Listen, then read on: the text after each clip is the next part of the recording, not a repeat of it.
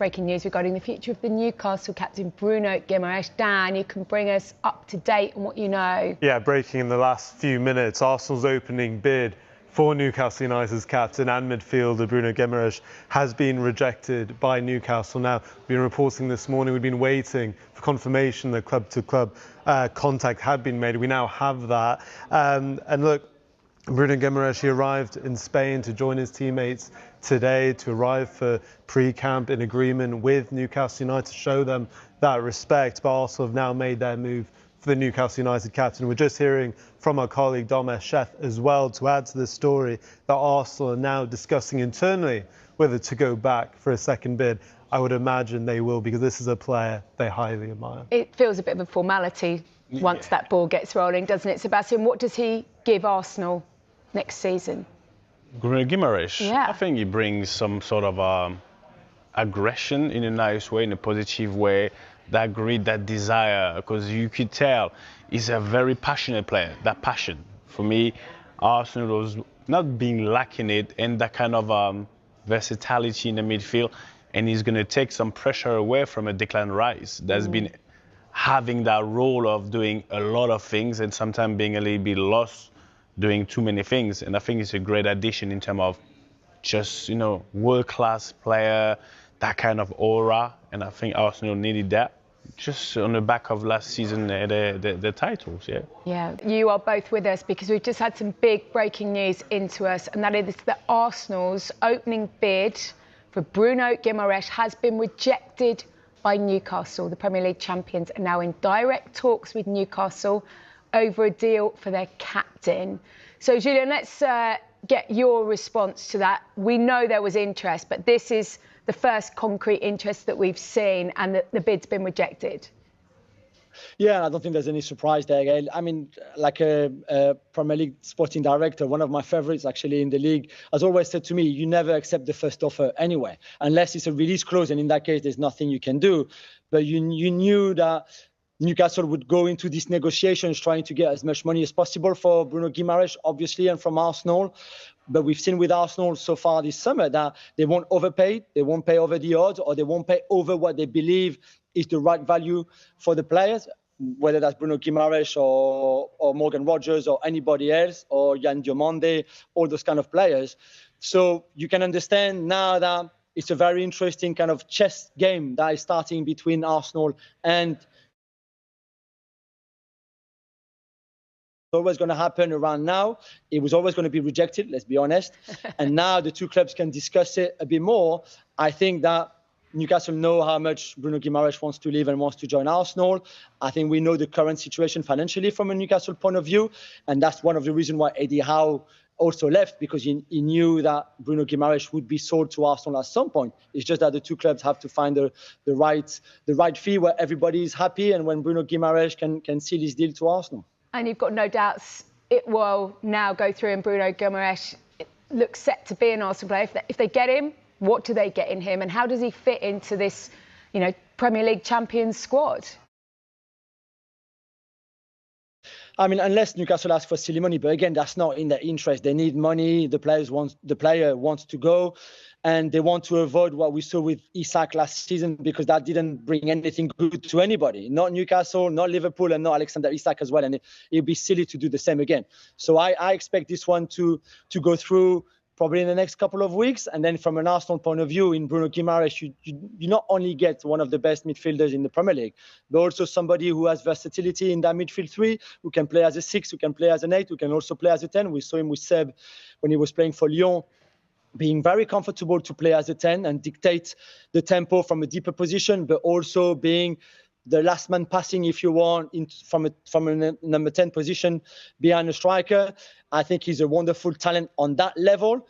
And then he also can press. He's also very press resistant. I think the idea from Mikel Arteta to go and sign him, more than anything else, is how press resistant he is. So if you play against somebody who's going to come and chase you and put pressure on you, and you want to play out from the back, Bruno is the best at that role, really, as a 6. So I fully expect him to play in front of the Arsenal back four and have Rice and Odegaard or Eze on each side of him, and to be able to just control the tempo and dictate everything. and face the press from the opposition. And that is if Vinícius Júnior leaves Real Madrid for Arsenal. We know he's only got a year left on his current deal and no new contract agreed yet. Can we see this happening? And if it does, just how big might it be?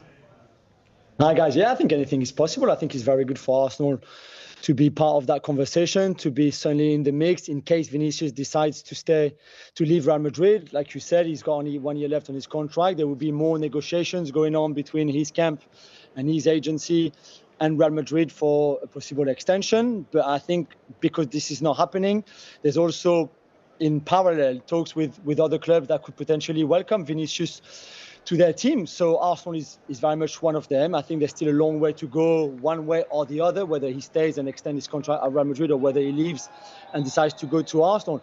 If Arsenal got him, I think he will be an incredible signing. Not so much for Arsenal in their history and where Vinícius is at in terms of the greatest players currently playing football, but also for the Premier League to get somebody from outside of their league as a big money signing coming in, because this is actually quite rare, would be quite spectacular. So I think anything is possible. He reported today, as we expected, for pre-season with Real Madrid and Jose Mourinho.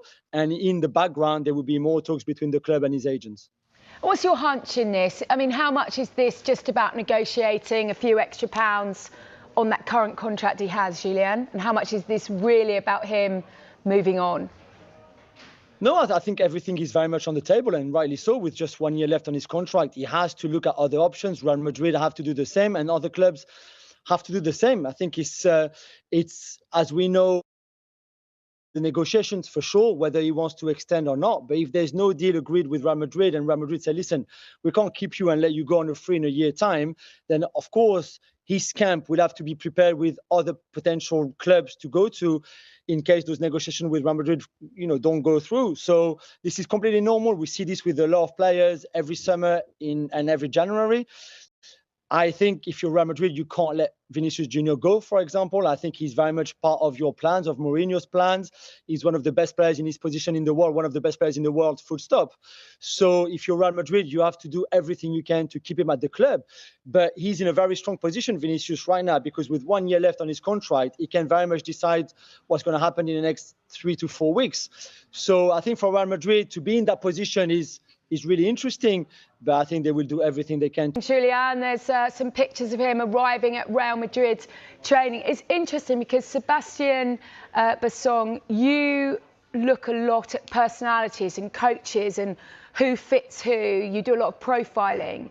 How do you feel that the likes of Vinícius Júnior would work under someone like Jose Mourinho? And it leads into a question a little bit later on Trent Alexander-Arnold and how he may or may not fit under that new regime. I think in terms of personality, Jose Mourinho is attracted by people that look like him. And with Vinícius Júnior, he sees a bit of some sort of a hurt person sometimes. And he can relate because there's been a lot of things being said about Mourinho, and he always came back from the dead. So the likes of Vinícius Júnior has been in the middle of a lot of talk. Now I think that's the right time for Mourinho to get him under his arm and to really make him come back to the person that he used to be. So I think that would match perfectly between the two. Do you get that sense as well, Julien, that Mourinho could be the man that takes Vinícius Júnior to another level? We've seen some of the players that have really prospered under Mourinho in the past. Yeah, I think they can work together. I mean, Vinícius is already, I'm not sure how much higher he can go, really, because he's already, he's won them 2 Champions League. We saw them having a really good World Cup with Brazil, even if in the end, the end result from a collective was disappointing. But I think they can work. I think Mourinho knows very well that he needs Vinícius at his best to win. I think he knows that he needs Kylian Mbappé at his best to win. Same for Jude Bellingham. Other positions would be a little bit different. But we saw the other day in the draw against Fiorentina, without the players who went far into the World Cup, for example, that Mourinho was not happy at all. And you could see on his face and what he said to the players that this is what is going to be this season. If he's not happy, and like what Xabi Alonso or Arbeloa did last season, Mourinho will voice it very much and will will give that kind of hairdryer treatment to the players, whether you're Vinícius, Mbappe, or whoever else in that squad. So I think this is good, but he knows that he needs those talents to play at their best to be able to achieve better things and bigger things than what the last 2 seasons have brought in really at Real Madrid. Arsenal's transfer plans have taken another dramatic turn, with reports claiming that Newcastle United have rejected the Gunners' opening bid for Bruno Guimarães. The news has sparked intense debate among Arsenal supporters, as many believe the Brazilian midfielder is one of the missing pieces in Mikel Arteta's quest to build a title-winning team. Although the opening offer may not have been enough, transfer negotiations are rarely straightforward, and this saga could still have plenty of twists ahead. Bruno Guimarães has established himself as one of the Premier League's most complete midfielders, combining outstanding passing, relentless work rate, and exceptional leadership. His ability to dictate the tempo of a match and contribute at both ends of the pitch has made him one of the most sought-after players in England.